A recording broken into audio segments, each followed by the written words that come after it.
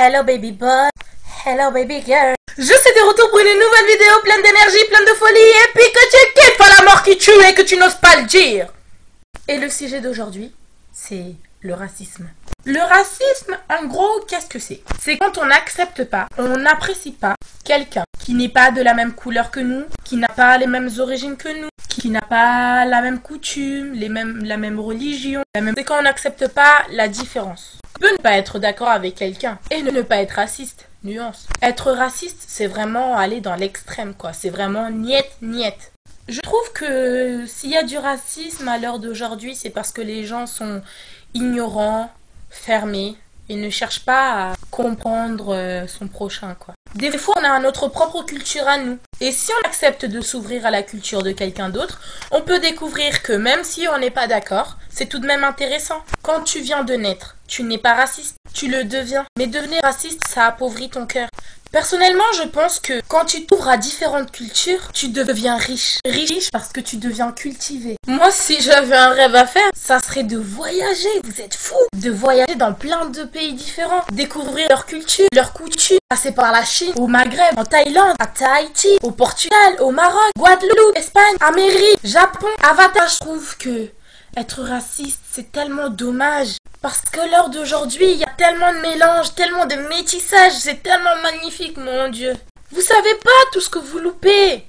Une fois, avant, à l'ancienne, je vais vous raconter un peu ma vie, je travaillais dans une crèche, en fait.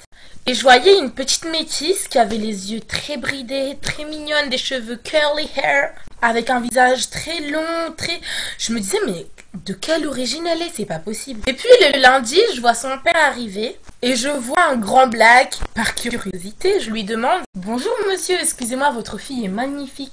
Par curiosité, vous êtes de quelle origine? Et là, il me répond que sa mère à lui, elle est thaïlandaise et que son père est de la Côte d'Ivoire. Ça lui dit: et votre femme, elle est de quelle origine? Et là, il me dit que sa femme est d'Asie. Je me dis, mais le môme, il a une chance. À l'école, quand on va lui demander t'es de quelle origine, il va dire Thaïlande, Côte d'Ivoire et Asie. Mais on le croira jamais! Enfin, ouf, c'est tellement beau le mélange des couleurs. Moi, je kiffe. De toute façon, moi, j'aurais des bébés métis. Un parent sur Facebook qui, à chaque fois qu'elle voyait un bébé, ou sur Instagram, hein, qu'à chaque fois qu'elle voyait un bébé, ils disent ah, je veux le même. À moins que tu le kidnappes. En fait, ma chérie, faut que je t'explique.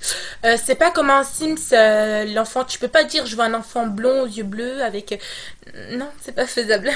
Dis-toi qu'il y a même des familles où les deux personnes étaient noires de peau et que leurs enfants sont sortis blancs. Ou le contraire, donc on sait jamais. Avec les gènes, l'arrière-grand-mère, l'arrière-grand-père, c'est magique tout ça. Personnellement, je dis non au racisme. Et je suis raciste contre les racistes. Moi, ce que je vous propose, enfin ça peut être ennuyeux pour certaines personnes, mais c'est de regarder des documentaires. Ouais, c'est vrai, hein, des documentaires. Sur certains villages, sur leurs coutumes. C'est vraiment intéressant. Des fois tu te dis ouais c'est ennuyeux, mais au bout d'un moment en fait, t'es tellement à fond que ça finit par t'intéresser. Et puis je me suis toujours dit que moi quand j'aurai des enfants plus tard, on prendrait à chaque fois un week-end où on déciderait de manger un plat d'un autre pays. Par exemple, ce samedi, on mange chinois. Et samedi prochain, on mange indien. Pas mal le concept, hein. Et dites-vous bien que ce n'est pas parce que vous avez rencontré un connard de noir, un connard d'arabe, un connard de chinois, un connard de roux, une connasse de blonde une fois dans votre vie, que ça veut dire que toutes les blondes sont comme ça, que tous les bruns sont comme ça, que tous les roux sont comme ça, que tous les chinois sont comme ça, etc., etc., etc. Sinon je vais me fatiguer et vous aussi. Ne mettez pas tout le monde dans le même sac. Avant de finir la vidéo, je voudrais dire quelque chose. À toutes ces femmes noires qui mettent des crèmes décolorisantes, je sais pas comment on dit, qui essayent de ressembler à des femmes de peau blanche ou qui veulent une peau plus claire, arrêtez, s'il vous plaît. La couleur de peau ne fait pas la beauté. Tu peux être blanche comme la neige et être magnifique. Tu peux être noire comme l'ébène et être magnifique. Il faut des femmes et des hommes de toutes les couleurs pour faire un monde. Et c'est pareil pour le contraire.